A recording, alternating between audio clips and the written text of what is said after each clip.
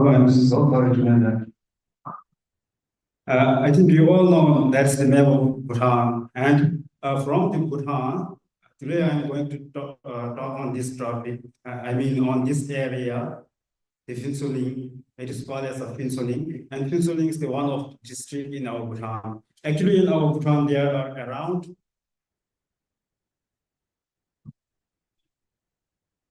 It's not working. Okay. So actually in Bhutan, there are around 20 districts. We do not call it as a province because if you have to call it as a province, it will be much larger. It's not that much large. So that's why we just call it as a district. And from the 20 district, I am going to talk on this district called as a Phinsoling. So from the Phinsoling, yeah, this is the area of Phinsoling district. So from the Phinsoling, I'm going to talk on this particular area called as a Pasakha. And that area is only the place that we got factories in Bhutan. I'm sure that around 75% is covered by the green nature. Even though in this area there is not that much green nature because of the pollution. There are a lot of pollution such as air pollution, water pollution, soil pollution, and like that because of the factories.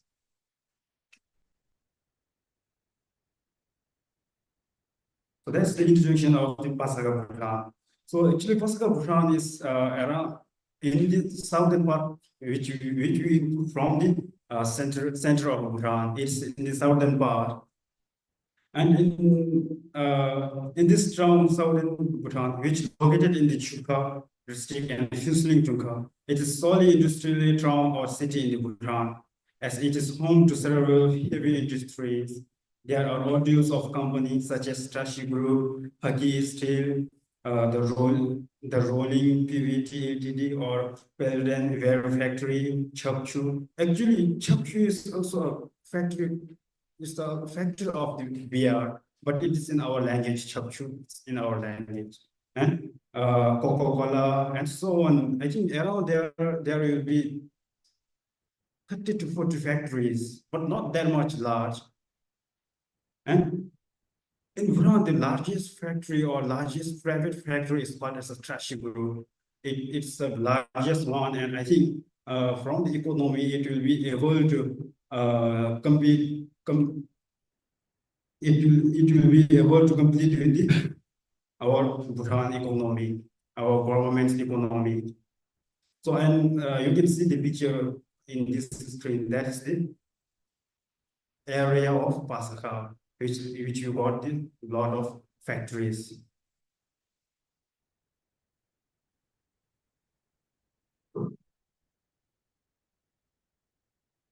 So as I mentioned you, actually the Bhutan is covered by moreover, or I'm not sure, but I think actually 75% is covered by the forest and green nature. It's so green and so peaceful and so happiness country. But even though some area is not that much peaceful and not that much good because of the factories, due to the factories, they got a lot of impact on human well-being and also the peace of the society. And that is one of the area in Bhutan. And but that's not an area of Pasaka.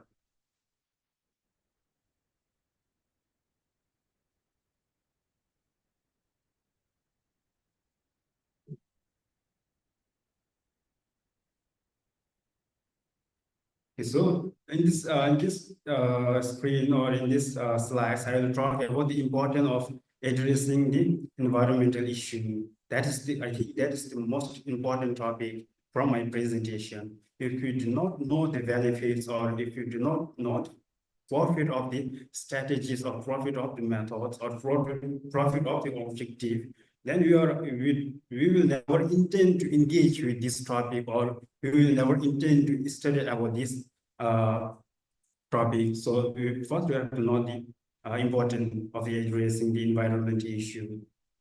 Dealing with the environmental issue is essential to achieving world peace and preventing devastation like floods, storms, tsunamis, and other natural disasters. disastrous. Additionally, it will support human survival and well-being. It will be possible to support and sustain current and future generation of well-being is maintained. So here I got some benefit of the addressing the environmental issue. First benefit or the first important one is environment. If you are able to solve the problem or solve the issue of the environment, then we will gain the green and very beautiful environment. And if you are able to gain the very green and beautiful environment, then due to the environment, you will able to gain the fresh oxygen, fresh air, and also you will never face with the pollution such as air, water, soil, or so on. And second thing is the benefit or importance of addressing environmental issue is the life or world, wildlife, right? So, for example, if the water is not clean and if the water is unable to utilize, due to the water, it will impact on the life of the wild. It will impact on the wildlife. Because of that, most of the animal will die.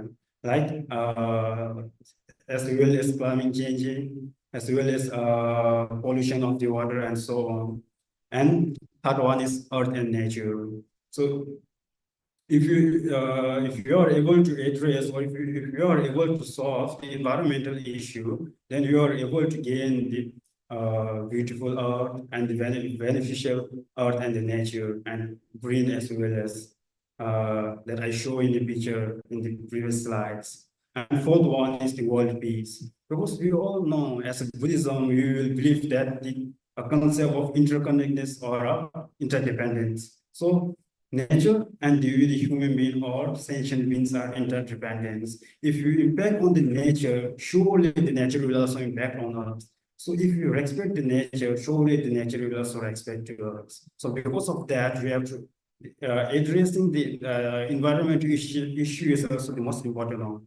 So in this slide, just I'm plotting the view of the general in a normal view. So in second slides, I will talk about the view according to our Buddhism and our Buddhist, the viewpoint of the Buddhist. So first, which the Buddha taught us or which the Buddha said was the interdependence and the interconnectedness, right? And second one is respect for all life.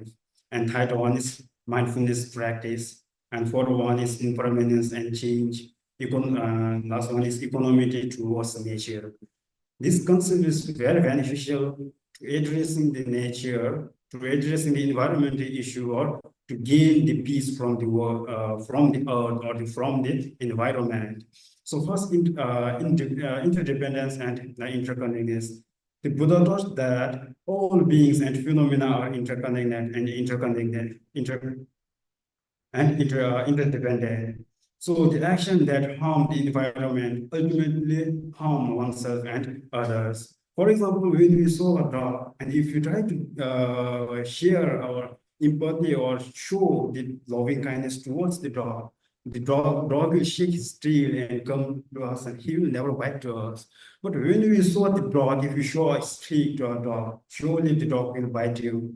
If you are not just you can act this one when you meet with the dog. And we have respect for all life, right? Actually, I heard that in the ancient times, in America, there is the difference, or they make some difference between the white color and black color. Also, in this contemporary century, because of the human right, there is no difference between the white or a dark color, and we need to respect for all life because the first concept I mentioned, that the interdependence, like that, if you disrespect the other one, surely they will disrespect to us because of that. So Buddhism promotes compassion and respect for all forms of life. It extends to animal, plants, and the natural world. The Buddha taught that damaging the natural environment leads to negative karmic consequences. I think we all believe on the cause and effect. So the cause of karmic or the cause of consequences will be in bad situation, or it will deform ourselves in bad, or in not in non-beautiful like that. So because of that, we have to respect all kind of life. And third one is mindfulness practice. I think we all know how much the mindfulness is important in our life, right? To bring a peace in our daily life, or to embrace the peace of mind.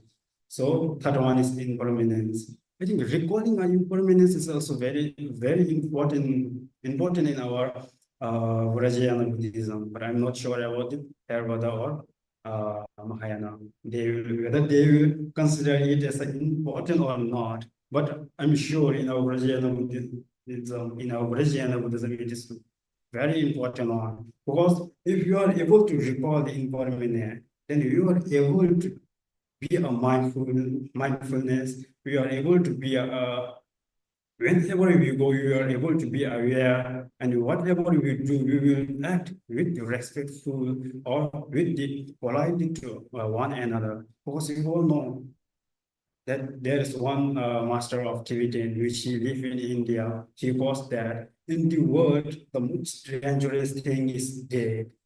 But more than that, dangerous one is when we will die. This one.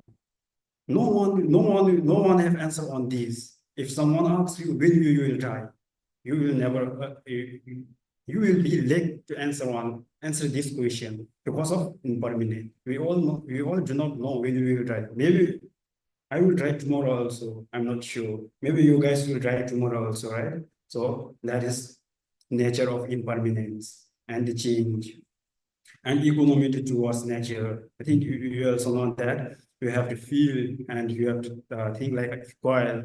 For example, wildlife. We also need a peace as well as the creatures, as well as the animals. They are also searching for the peace, and they are also seeking the peace, and they also do not want the unhappiness, or they also do not want the non-peacefulness. But however, we will never consider on that one, and just we will try to focus on the human being, and just we will try to focus on ourselves. And so the other one is the environment issue in Bhasan. So actually, in Pasakha, there is a lot of factories. Because of these factories, they got a lot of like a pollution and a lot of environmental issue. Moreover, there is air pollution and weather warming, and then water pollution and soil pollution. As we all know, if there is a kind of bad smoke or kind of a chemical, it will damage to atmosphere, and it will damage to water, and because of the dust, you are unable to utilize the water, and because of that, it will damage to the soil. And if the atmosphere is not good, if the weather is not good, surely it will get warm. So that's why I think first we need to be able to solve the issue of the environment in order to bring this peace in society, or in order to embrace the world peace. And that is also an environmental issue in Pasakha. It's like a climate change, wildlife, nature, and human impacts. So we all know the climate change and wildlife, so I will tell about the human impacts. Factories can harm human well-beings throughout air and weather pollution, noise, and occupational dangerous manufacturers pollution can lead to cancer, breathing problems, and other health problems. Actually, I'm very familiar about this area, Pasakme area, because I spent around 6 to 7 years in this area. So when you are staying there, we face a lot of challenges in breathing. Even in the daytime, we feel we are like in a dream. You are unable to be mindfulness because the condition of the weather, and because of the some something I think dust or like this of the factories. And when they throw their dust in the water or in the green nature, it will spoil the nature or the wild or so on. So if the nature are not good, then it will damage to the atmosphere or the oxygen. So if you damage on the oxygen and atmosphere, surely you are unable to gain the nice weather or a beneficial weather, and it will damage all our human peace and human well-being. It is impact on human peace or peace and human well-being. Due to the shortage of water, air pollution, and increasing temperature, 70% of the local population face significant challenges. As I mentioned, challenges on their breathing and to do their daily routine and to study and to be mindfulness. They face a lot of challenging due to the weather condition. And the area is much hotter than another because of climate change. I'm sure that Pasamkha area will be around 30, 25, not maximum than 25, there will be 25. But in other place in Bhutan, there will be around 4, the temperature will be 4% or 5%. Only that person is so hot in Bhutan. So, so most of the people, they do like to stay there only in the winter. Because in the winter, we feel cold. We don't feel that much cold. The chemical create an extensive amount of damage to the wildlife. As I mentioned that even in the noodles, some of them are just adding some chemical. Because of that, it damage on our body, right? So like that, the bad chemical or the such kind of chemical are damaging the wildlife. And in some way, illness are brought on by the factories, as I mentioned. As I mentioned, in this area, most of the people, they face with such as cancer, the problem or the challenging of the breathing, like that.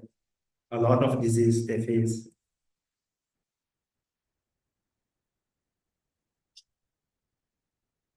So now this one is methods or tactics to solve the issue. So just first we will begin with from the common static or common tactics. So it's like education and technology, engagement and research. I got that much, but there is plenty of methods or techniques to solve the issue, solve the environmental issue. And also I think it's not a quite simple one. It's like cracking a hard nuts, right? It's too difficult to solve the environmental issue. And first, education. Education is the key to opening the golden door of Mother Nature in order to save our further generation.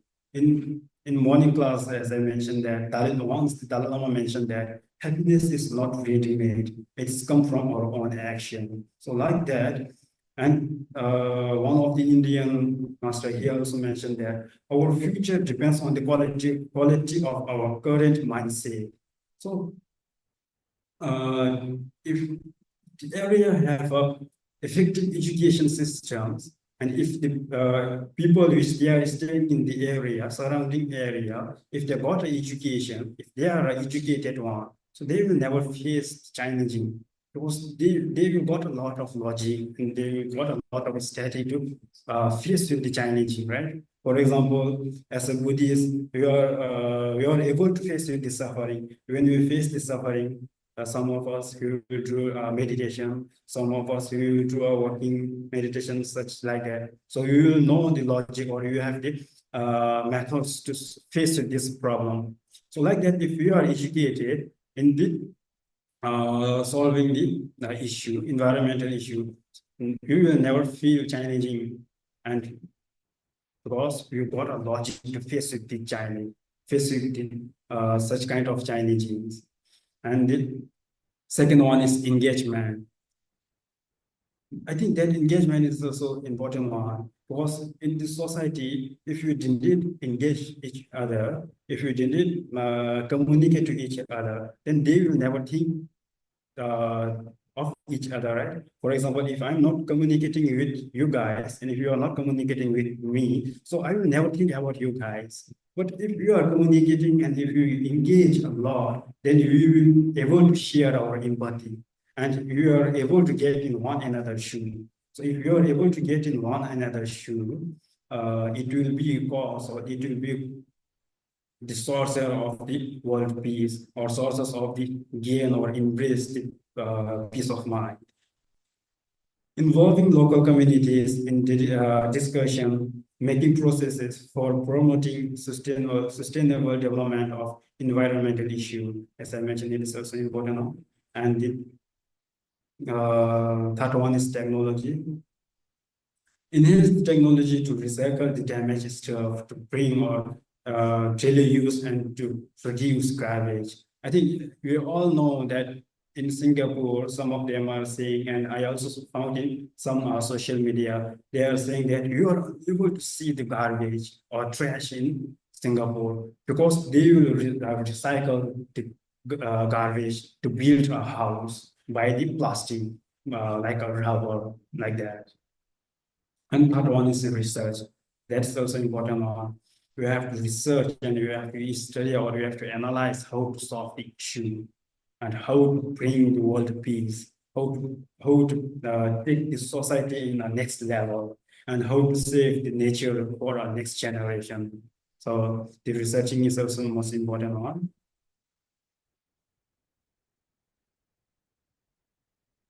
So this is the technique to solve the issue according to the Buddhism. So first one is mindfulness, and second one is interconnectedness, third one is awareness, and fourth one is precepts. I think when the Buddhism, or when a Buddhist monk talk about the mindfulness, I think some of the foreigners, they think that the Buddhist monk, they don't have enough static or enough technique to talk, or enough concept to talk. Whenever they go, they are speaking only on the mindfulness, awareness, precepts, such like that. But they will never consider how important is that one, and how much important and mindfulness is how much important in our daily life. They will never think about the root cause, but they will just try to question what is this one. So that is why whenever I talk, first I will start with the mindfulness, because the mindfulness is a root cause of every action. If you are in the right mindfulness, you will act in the right way. If you are in a wrong mindfulness, you will act in a wrong way. Because of that, the mindfulness is also most important one. And second one is interconnectedness. So because as I mentioned, that we have to understand the interconnectedness between the nature, environment, and ourselves. So if you are aware of that one, you will never damage the environment. Because if you damage the environment will definitely damage towards us because of interconnectedness. Because we believe in interconnectedness. That's why. And third one is awareness. You have to be aware wherever you go and whatever you do. And third one is precepts. Precepts is also most important one according to the Buddhism, according to the Buddha, because in precepts there are around, Vajrayana Buddhism, there is around 207 precepts. And in Theravada Buddhism, I think there is around 227 precepts, right? So that precepts, the most one is there is a 5 precepts. So from the first precept, the first one is not killing, right? Not killing. If you avoid the killing, then it will benefit to world life. It will benefit to forest, nature, and so on like that. So now that is future goal for next generation. As I mentioned that we have to think and we have to try to exchange ourselves with our younger brothers and sisters. And we have to save the nature, save the earth, save the environment for them. And that quotation is provided by the Dalai Lama. he mentioned that we are the only species with the power to destroy the earth and also the capacity to protect it. So there's two concepts, right? We are the only species with the power to destroy, the power of destroying and the capacity to protect. From these two, you have to choose one and you have to utilize in your daily life. And before you choosing that one, you have to contemplate a lot and you have to analyze which one is benefit to social environment and you can choose and utilize in your daily life. And next one is green. We all know that and we all like the green nature, right? When we are going in a park, if you saw a green nature and one non-green nature, we will choose the green nature.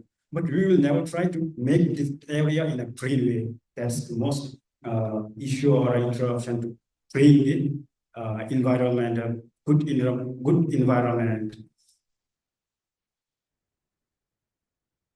And then unfortunately, I didn't got his name. That's also a quotation provided by someone. That means trees are the poem that the earth write upon the sky. That's also beneficial, and I think it will benefit to us to save in order to save the earth for our next generation or for our future generation. And that is also Shiv said, right? He mentioned that the earth does not belong to us, we belong to earth. In that concept, we have to think a lot. This quotation gives us a lot of logic, and we have to also think and contemplate on this quotation. The earth does not belong to us, we belong to earth. What it means. So, from my point of view, for example, if this form belongs to me, I will utilize it as I wish, right? So I don't have to worry whether it drop or not. But if the things do not belong to me, then I have to worry. Oh, if I broke this one, they will get angry. The owner will scold me. The owner will get mad on me like that. So that's why the artist.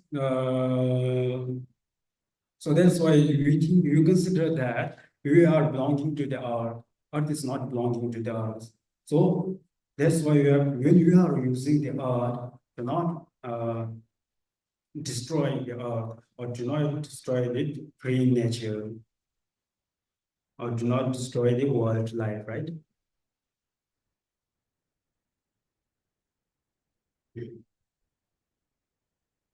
So this is my final conclusion. So in order to develop physical and mental well-being, to be endlessly cheerful and to prevent storms, floods, earthquake, and so forth, we have to be able to afford the environmental issue. To promote world peace, one needs to contribute and minimize these difficulties and to refrain from being the cause of this kind of issue. So if you keep this in your mind and if you highlight this one, surely you will never destroy the nature. 100%, I believe 100%. Okay, so if you have anything to ask or anything to discuss, yeah, feel free to ask. If I can, I will answer. If not, let's discuss.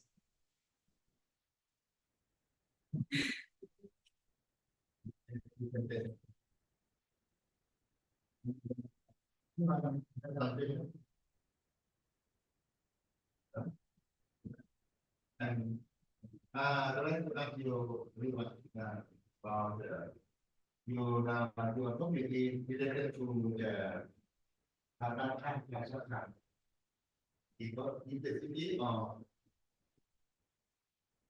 Assam, after Haputan, because the airplane in the city in the city. And when each move at Mastercard,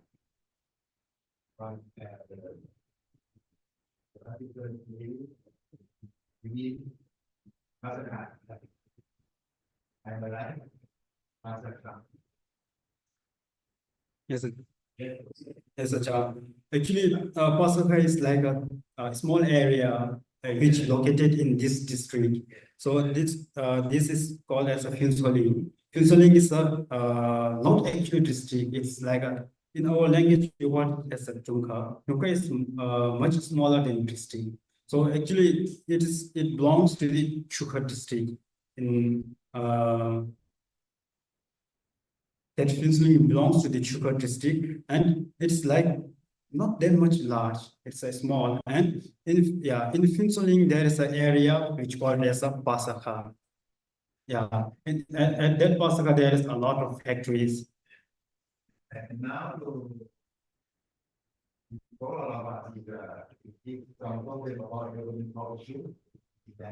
Yeah, so in this issue, I mean, in this area, due to the factories, they face a lot of challenges, such as environmental issue, such as air pollution, water pollution, so and like that.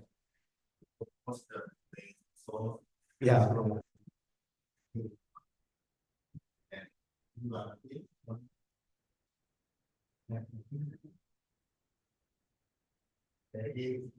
Innovation, I would like to thank you very much.